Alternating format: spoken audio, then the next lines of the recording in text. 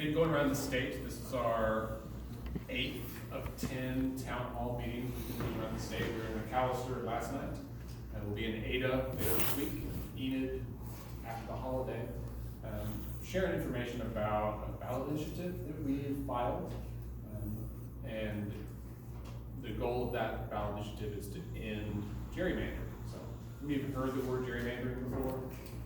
All right, so most people have heard it, and so we'll talk a little bit about what that is and tell a little bit about the ballot initiative itself, and answer any questions. I know this is probably scheduled on Facebook from like 6 to 8, but it won't take us that long. We'll get done early. My piece is only about 30 minutes usually. So, all right, well, let's kind of go through it. Let me plug in my clicker first. All right, super. So a little bit of background about where this came from. Someone just asked that. So gerrymandering, of course, goes back to like 1812, and I'll spare any kind of long discussion about that, of how it came about. I'm blocking the screen for you guys. Can you see? Okay. Here in Oklahoma, it goes back as early as statehood. Politicians have been drawing districts for their own gain really since the beginning, and it has gotten worse over time. If you look back at maps of our state legislative districts, they've definitely gotten more creative over that time, where they've been drawn to reflect often where politicians live at a certain time. So if they're in office and they're going to move across town, or just the next town over, and it happens to be during the time we do redistricting, often those districts get moved to reflect where the politicians live, which is quite different from drawing them to reflect where we the people live, which is what the whole purpose of redistricting is. So the League of Women Voters here in Oklahoma and really across the country has been talking about the issue of ending gerrymandering for more than 20 years. I also run another organization called Let's Fix This. We're also a nonpartisan, nonprofit organization, and our goal is just to educate people and maybe help people be civically engaged. So we started a few years ago in 2016 when our state had a huge budget crisis. We were short like $1.3 billion. We started seeing all these cuts to our core services of government, and a lot of people wanted to be involved but didn't know what to do and felt like their voice didn't matter. And so we've tried to help people get connected with legislators. And along the way, we've learned a lot about how government functions or doesn't function sometimes. My background is not in politics at all. I'm actually a counselor. I've done individual and marriage counseling for most of my career, and a lot of experience talking to maybe two people who don't always want to get along and trying to help them get along, which, as it turns out, is a lot like politics, right? That's a lot of, but you've got two parties who agree on lots of things, but maybe disagree on a couple of things, and so trying to figure out how to do that as this has become a bigger and bigger side hobby or project of mine, and taken up more of my interest and more of my time, and I've learned a lot. I think there's a lot of connection there. But also, the issue of gerrymandering, I think it's important to say, is it's not partisan, right? We talk about it in terms of two parties because we talk about all of our politics, but I think there's one thing that most of us can agree on, is that the two-party system we have is frustrating most days at best. Sometimes it's downright aggravating, and it seems like it's not working. It seems like they are more interested in arguing with one another than they are getting stuff done. Consequently, we are left looking for things to be done, like roads that still need to be repaired, and rural hospitals that are closing, healthcare issues, school funding, getting teachers got a pay raise, but they don't have textbooks, and so some of these issues that keep being unfixed are the issues that are being left out there because politicians aren't being held accountable to voters. And so really, you go back, there's also been some politicians who have recognized that gerrymandering is a problem, some of which, from the highest offices in the land, some of which you might recognize. Ronald Reagan, President Reagan, of course, who very publicly said that gerrymandering is un-American and undemocratic, and that it needed to be fixed. sadly, President Reagan died before we got to see that happen. But that was 40 years ago, right? And we're still dealing with the same issues. John McCain, same thing, also sadly passed away before we got to see it be fixed in our country. John Kasich ran for president last go-round, governor of Ohio. Also, and he and McCain and a few others have authored some like letters to the editor of some big newspapers and some stories in magazines. You go back to 2017, there were a lot of talk about that they recognize that this has been an issue in almost every state in the country, and it's an issue here in Oklahoma. Even this one is more tongue-in-cheek, but even the governor, Arnold Schwarzenegger, is opposed to gerrymandering. I don't really care about his politics, I just like the chance to say governor whenever I can, because I think that's a funny title. So people not politicians, here in Oklahoma, we're a coalition of Oklahomans from across the state. There's really a grassroots effort of people who've been having conversations and recognize this to be an issue. Earlier this year, we did like a series of kind of community conversations where we went around and just met with people in different communities around the state, urban areas, rural areas, and asked people like, hey, what's going on? What do you care about? You know, how do you feel about education? How do you feel about hospitals? What are the things that you care about most? In every place we went, at least one person brought up the issue of gerrymandering, which I thought was really interesting because I care about it, but this is like my hobby. I read about and I'm kind of a geek about this stuff. And I was surprised and kind of excited to hear it come up over and over again. And so started asking folks, how do you know about it? What is it about it? What do you think we should do? And getting to hear some of their answers and their suggestions really led to us feeling like we should do something about this. And then back last summer, there was a big Supreme Court case where the Supreme Court was hearing an issue related to partisan gerrymandering from some other state, Wisconsin or somewhere up there. And the Supreme Court ruling came down that they were not going to rule on it. Basically, they said, this is an issue, it's a political issue, it's for the states to decide, we're not going to step on states. So it's up to y'all. And so we've been having these conversations anyway, and so we kind of, checked around a bunch of people and said, okay, are we going to get together and try to fix this here in Oklahoma? And so out of that was born People Not Politicians. We kind of decided to start a new organization just dedicated to this. So a little bit of summary, the census, you guys all know the census is next year, right? It starts April 1st. That's when the postcards will first come out. The census is super important to everybody, right? In Oklahoma, particularly in rural areas, I think it's extra important. We tend to be undercounted in our state. So those of us that live in rural areas are undercounted even more. So we want to make sure that everyone knows that those postcards are coming. They will send a postcard. It's real quick and easy to fill out. You can go online to do it. There's a long form. They'll come to your door. They'll call. You can do it over the phone. There's lots of ways to fill out the census. In Oklahoma, the estimate we've heard is that for each person that gets counted, it represents about $7,800 in federal money that would come to our state. So if we don't get counted, if we undercount, that means we lose out on money that's going to go to some other state. We don't want that money to go to Texas or California or somewhere like that. We want that to come right here. And so when we've had census folks that have partnered with us for these kind of events, some of the reminders they always say is, if you have small children at home, don't forget to count them. Often people count like big kids, but forget about children like under the age of 5. But the goal of the census is really to count every single person in the country, right? We want to know, regardless of age or anything else, we want to know how many people are in the country, how many people are in the state, in each county, each city, so we know how many people are there.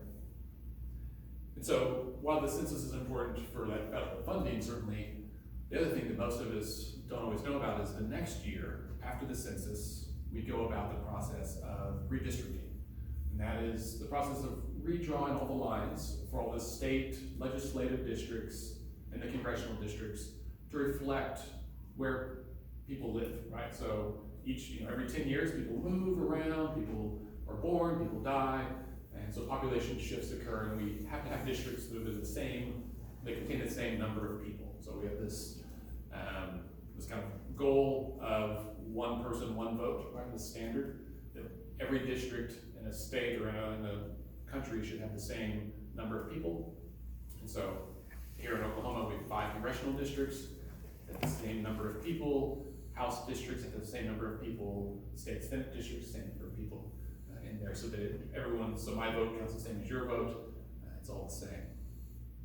So if the goal is to redraw all those lines, then maybe the next question is, how does that happen? The current process for how we do redistricting is it's totally up to the state legislature. So they get to draw lines however they want. They use whatever data they want. They go into a back room, or more often they go off-site to like some hotel in Oklahoma City, and they bring in their consultants, and they bring in their computers and whatever lobbyists or whatever they want, and they draw districts however they want. And they usually pass them as bills really quickly, the governor signs them, and voila, we have new districts. But you and I didn't have a chance to really intervene in there. Like, maybe we elected those people, but we didn't necessarily elect them to go draw districts that reflect their own self-interests or where they live. We elected them to pass laws to help govern our state. And so the problem with that is that they draw lines for their own gain, right? And so that's what we call gerrymandering. So gerrymandering is drawing district lines, political boundaries in a way that benefits the politician. And right now, politicians get to do it without any oversight, without any intervention, or necessarily any like feedback from the public. And we feel like that's not okay. So, as I said, gerrymandering, a little trick politicians use to keep themselves in office.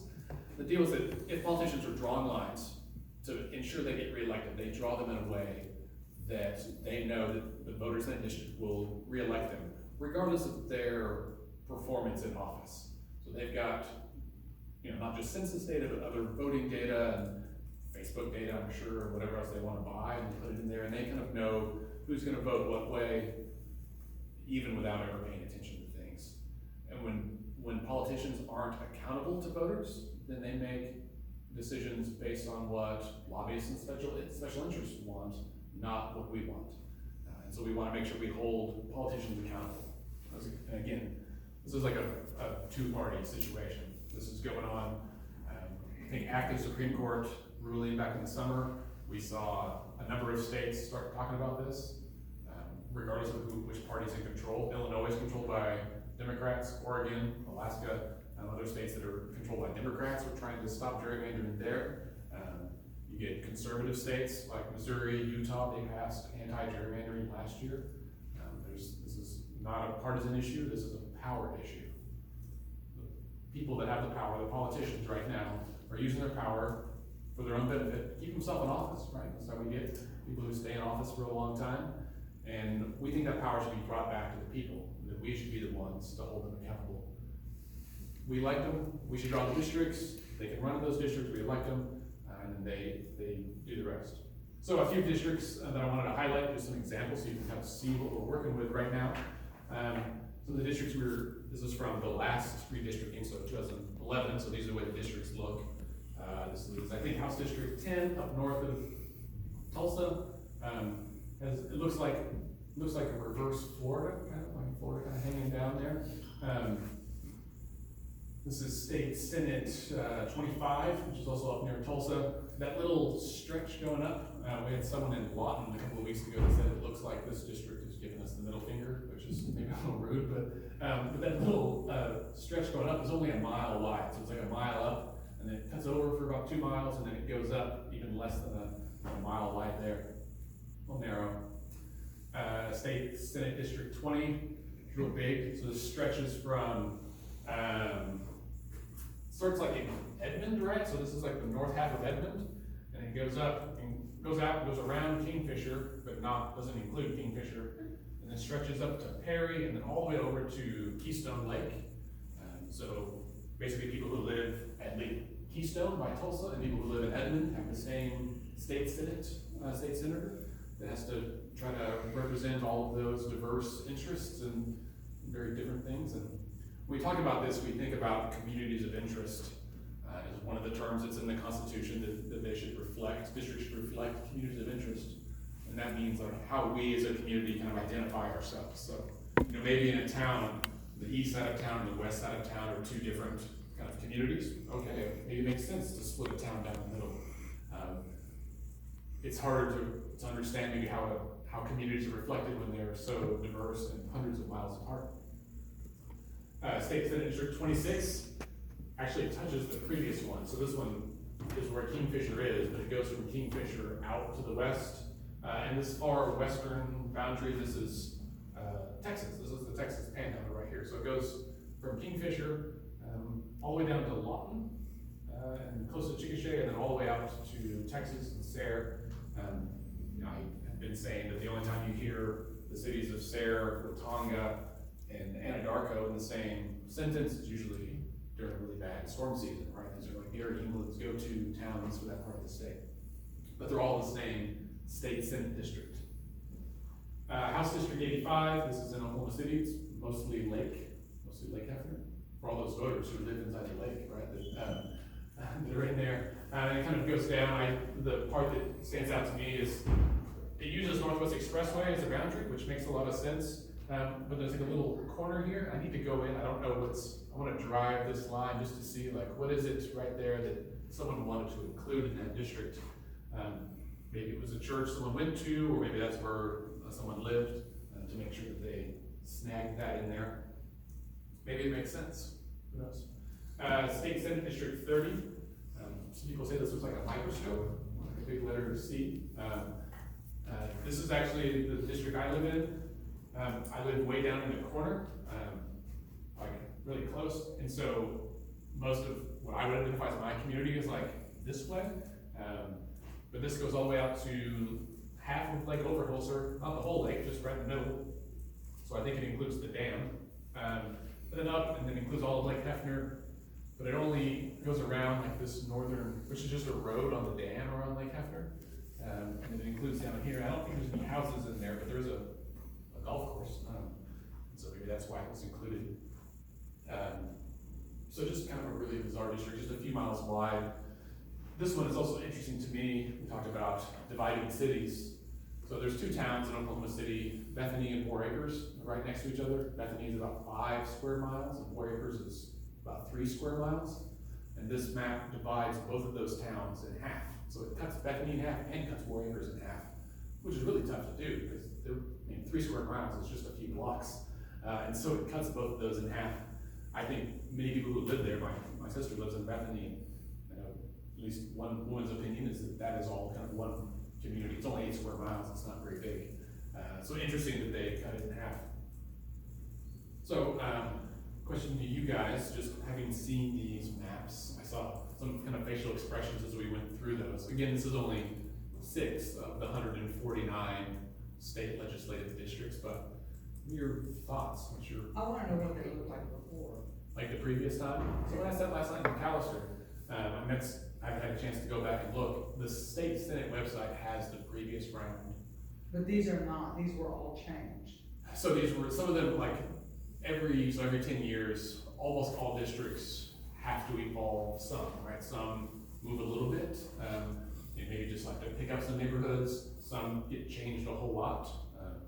And if you go back through history and you talk to people, you find out some of those stories about why towns got divided. We were in McAllister last night, and some of the people there said that the reason that McAllister gets divided right down the middle, comes down and cuts across town, and between 2 state house districts. And this is way before my time, but they said that back then it was the Democrats in charge, and one Democrat lived in town and someone lived in the country and wanted to move to town, and it happened to be when they did redistricting, so they moved the line so that they could both keep their seats, but he could live in town. And so those kind of self-serving interests are exactly what gerrymandering is, and exactly what we think should stop. So the district line should reflect where we live, not just where politicians live, right? Yeah. Any other feedback or thoughts? No pressure. Lots of good faces of just, look at that, okay. All right, so what you often hear is people say that gerrymandering is a lot like letting the fox guard the hen house, right?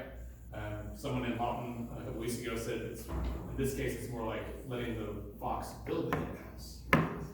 Often what you hear when you talk to politicians is of course, they want to protect their interests, they want to protect their power and their seat, and they'll say, no, don't change it yet, we'll be fair this time. They've been saying that year after year after year after year. It's much like the fox here, the farmer saying, don't worry, he'll be fair. I don't think we should trust the politicians any more than the chicken should trust the fox to guard the hen house. So the solution to this, if gerrymandering is the problem, then the solution is to take that power away from politicians. They have a huge conflict of interest. If they're the ones drawing the lines for their districts, then we want to take that power away from them and give it back to us, back to regular Oklahomans who can look at the same data and draw maps that are fair and do it in a transparent way and do it in a way that reflects what Oklahoma really looks like.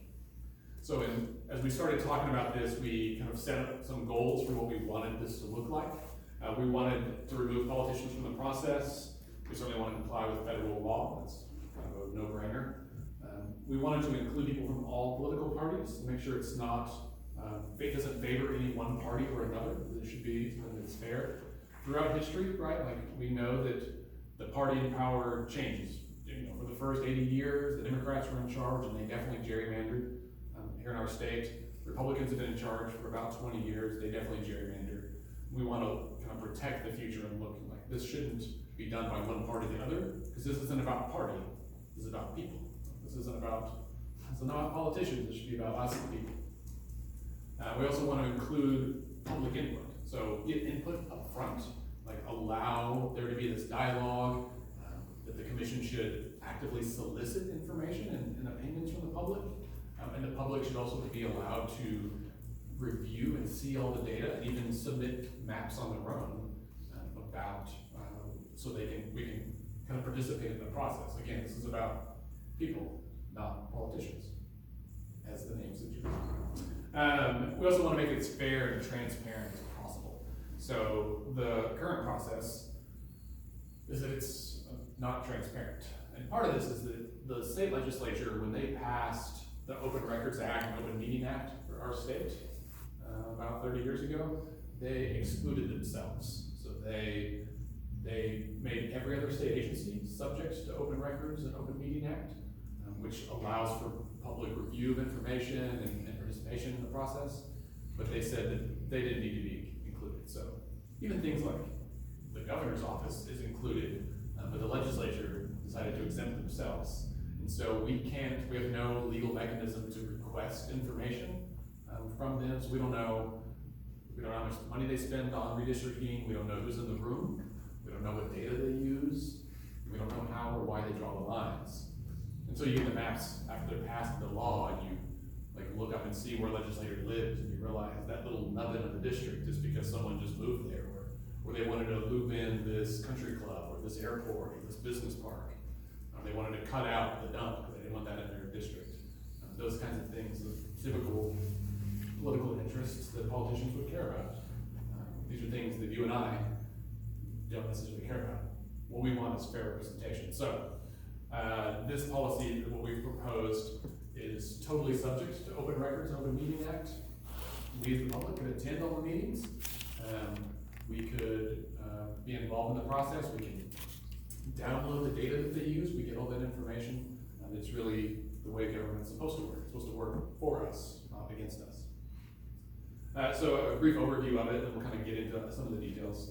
It's a constitutional amendment. That would be part of the Constitution, because this is part of the fabric of our democracy. So things like how elections work, that's the kind of stuff that goes into the Constitution, not things like whether or not eye doctors should be allowed to practice inside Walmart. That's a very specific thing that is a perfectly fine law, but maybe shouldn't be in the Constitution.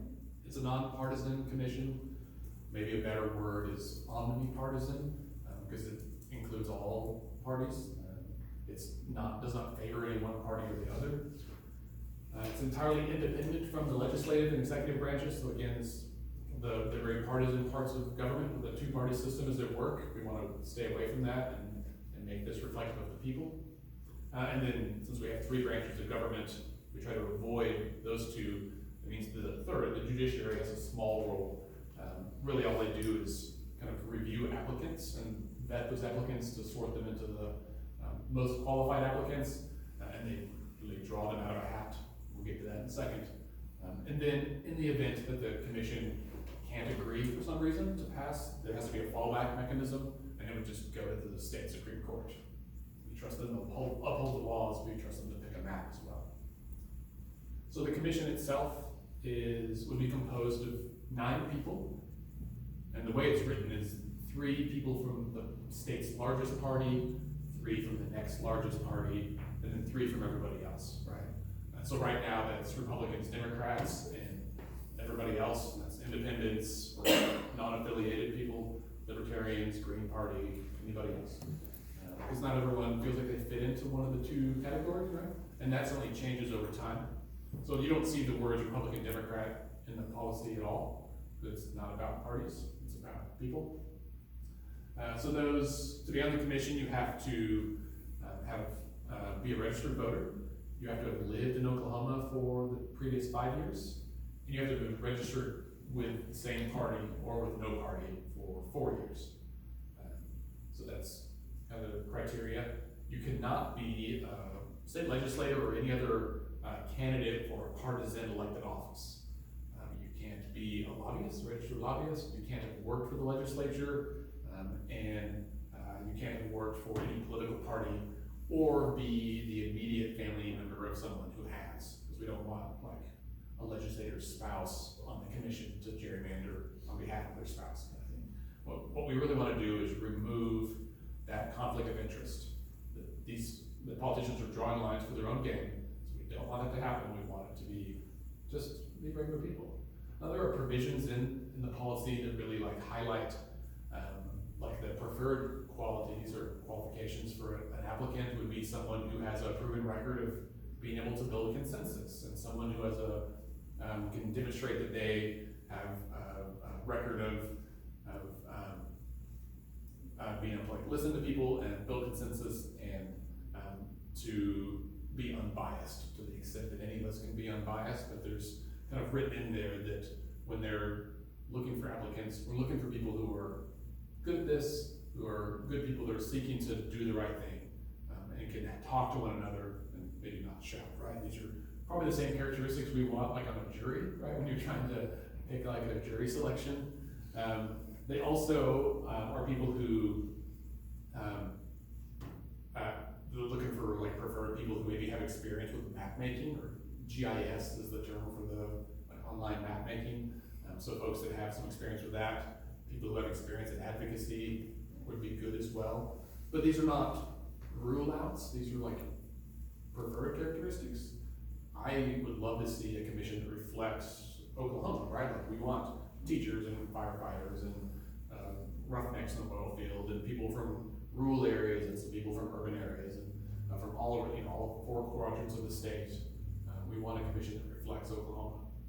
So when we get to that step, like we need people to help spread the word so that we get a good pool of applicants, right? Because you can only pick a commission that's as good as the people that apply.